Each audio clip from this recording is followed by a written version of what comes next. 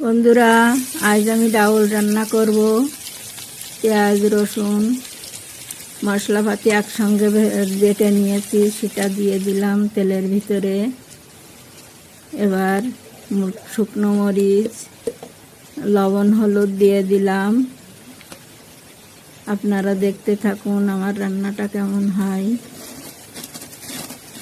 এবার একটু কষিয়ে নিব। এবার ডাউলটা আগে সিদ্ধ করে নিয়েছিলাম সেটা দিয়ে দিলাম। একটু নেড়ে চেড়ে কাঁঠালের দানা, আলু দিয়ে প্রেসার কুকারে সিদ্ধ করে নিয়েছি সেটা দিয়ে দিলাম। আপনারা দেখতে থাকুন, দেখে বলবেন আমার রান্নাটা কেমন হয়। আমার পেজটাকে ফলো দিবেন, লাইক কমেন্ট শেয়ার করবেন। এবার ডিমটা কেটে রেখেছিলাম কুচি করে, সেটা দিয়ে দিলাম।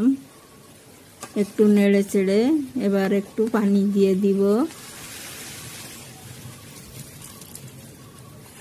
এবার একটু নেড়ে চেড়ে নামিয়ে রাখবো। হয়ে গেল আমার ডাউল রান্না। আপনারা সবাই ভালো থাকবেন। আল্লাহ হাফেজ।